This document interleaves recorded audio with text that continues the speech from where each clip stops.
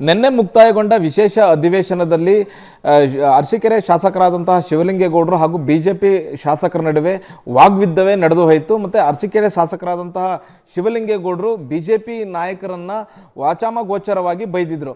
ಇದ್ರ ಬಗ್ಗೆ ಸ್ಪಷ್ಟನೆ ಕೊಡಲಿಕ್ಕೆ ಸ್ವತಃ ಶಿವಲಿಂಗೇಗೌಡರು ನಮ್ಮ ಜೊತೆ ಇದ್ದಾರೆ. ಗೌಡ್ರೆ, ಯಾಕೆ ನೀವು ಅಷ್ಟು ರೋಷಾವೇಶದಿಂದ ಬಿಜೆಪಿ ವಿರುದ್ಧ ಮಾತಾಡಿದ್ರಿ ಅಂತ? ನಾನು ಮಾತಾಡಲಿಕ್ಕೆ ಕಾರಣ, ಸದನದಲ್ಲಿ ನಾನು ನಿರ್ಣಯದ ಪರವಾಗಿ ಮಾತನಾಡಲಿಕ್ಕೆ ಎದ್ದು ನಿಂತಾಗ ಇವರು ಮೊದಲಿಂದಲೂ ಇಲ್ಲಿ 2 ವರ್ಷದಿಂದಲೂ 4 ಜನ ನಾನು ಭಾಷಣ ಮಾಡಬೇಕಾದ್ರೆ ತೊಂದರೆ ಮಾಡ್ತಾರೆ. ಮತ್ತು ಇವತ್ತೂ ಕೂಡ ಅವರು ತೊಂದರೆ ಮಾಡ್ತಾಯಿದ್ರು, ಮಾಡಲಿ ಎಲ್ಲರಿಗೂ. ನನ್ನ ವೈಯಕ್ತಿಕವಾದಂಥ ಬದುಕಿಗೆ ಯಾಕೆ ಕೈ ಹಾಕಿರು? ನನ್ನನ್ನು ಯಾಕೆ ಅಂಥ ಕೊಪ್ಪರಿ ಕಳ್ಳ ಎದುರು ಕಳ್ಳ ಅಂತ ಯಾಕೆ ಹೇಳಿದರು? ಇವ್ರು ಪ್ರೂವ್ ಮಾಡ್ತಾರೆ. ಅದರಿಂದ ನಾನು ಅವರು ಕುಣಿತಾ ಇದ್ದಂಥ ಸ್ಟೈಲ್ ನೋಡಿ ತಕ್ಕನ ಕುಣಿಯೋಕೆ ವಿಧಾನಸಭೆ ಇರೋದು. ನಾನು ಅಲ್ಲೇ ಹೇಳಿದ್ನಲ್ಲ ಇವರಿಗೆ, ವಿರೋಧ ಪಕ್ಷದ ನಾಯಕರು, ಇದೇನು ಕ್ಯಾಬ್ರ ಕುಣಿಸ್ತಾ ಇದ್ರೇನ್ರಿ, ಇಲ್ಲೇನು ವೀಕ್ರಿ ಮಾಡಿಸ್ತಾ ಇದ್ರೇನ್ರಿ ಅಂತ ಹೇಳಿದ್ದೀನಿ. ಆಗ ನಾನು ಹಳ್ಳಿ ಭಾಷೆನಲ್ಲಿ ಹೇಳಿದ್ದೀನಿ, ಏನು ಯಾರು ಸ್ವಲ್ಪ ಇದನ್ನು ಮರದ ಮೇಲೆ ಇರೋ ಕೋತಿ ತಿಮ್ಗಳು ಹೆಂಗೆ ಆಡ್ತಾವೋ ಆ ರೀತಿ ಆಡಿದರೆ ವಿಧಾನಸಭೆಯಲ್ಲಿ ಇನ್ನೇನಂತ ಕರೆಯೋಣ ಅವರಿಗೆ? ಏನರಪ್ಪ ಕೋತಿಗಳಾಡ್ದಂಗೆ ಆಡ್ತಿರಲ್ಲ, ಇವ್ದಾಡ್ದಂಗೆ ಆಡ್ತಿರಲ್ಲಪ್ಪ ಅಂತ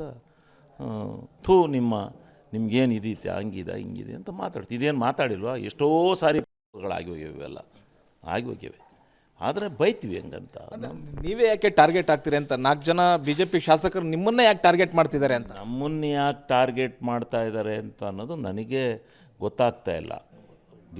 ಅದೇನು ಇದಿದೆಯೋ, ನಾನು ಯಾವತ್ತು ವಿಧಾನಸಭೆಯಲ್ಲಿ ಮಾತಾಡಬೇಕಾದ್ರೂ ಅವರು ಅಡ್ಡಿಪಡಿಸೋದನ್ನು ನೀವೇ ನೋಡಿದ್ದೀರಿ. ಅದಕ್ಕೋಸ್ಕರ ಇವತ್ತು ಬಂದಿದ್ದಾರಲ್ಲ ಅಂತೇಳಿ ನಾನು ನೀವು RSS ಬಗ್ಗೆ ಮಾತಾಡಿರುವಂಥದ್ದು ಸಾಕಷ್ಟು ವೈರಲ್ ಆಗ್ತಿದೆ. ಪರವಾಗಿ ವಿರೋಧವಾಗಿ ಚರ್ಚೆಗೆ ಬಂದುಬಿಟ್ಟಿದೆ ಅನ್ನೋ. ವಿರೋಧವಾಗಿ ಪರವಾಗಿ ಅನ್ನೋದಕ್ಕಿಂತ RSS ಬಗ್ಗೆ ನಾನು ಏಕೆ ಮಾತಾಡಿದೆ ಅಂದರೆ, ಆ ವೇದವ್ಯಾಸ ಕಾಮತ್ ಅವನು ಯಾವಾಗಲೂ ನನಗೆ ಅಡ್ಡಿಪಡಿಸ್ತಾರೆ. ಅವರು ನಾನು RSSನವನು ಅಂತ ಹೇಳಿದರು. ನಾನು RSSನವನು ಅಂತ. ಇರಪ್ಪ ನೀನು RSSನಲ್ಲಿ ನೀನು ಕಟ್ಟವಾಗೇ ಇರು ಅಂತ ಹೇಳಿದ್ದೆ. ನಾನು ಹಂಗೆಲ್ಲ ಮಾತಾಡಬೇಡಪ್ಪ ಅಂತ ಒಂದು 10 ಸಾರಿ ನಾನು ಅವ್ರಿಗೆ ಹೇಳಿದ್ದೀನಿ. ಆದರೂ ಅವರು ನನ್ನ ಮೇಲೆ ಇದು ಮಾಡ್ತಾಯಿದ್ರು. ಅದಕ್ಕಲ್ಲೇ RSSಸು ಇದು ನಿಮ್ಮಂಥರಿಂದಲೇ ಕಂಡ್ರೆ ಕೆಟ್ಟ ಇದು ತಗೋತಾ ಇರೋದು, ಯಾಕೆ ಹಂಗೆ ಮಾತಾಡ್ತೀಯ ನೀನು ಅಂತೇಳಿ ಅವ್ರನ್ನ ಹೇಳಿದೆ ಅಷ್ಟೇ.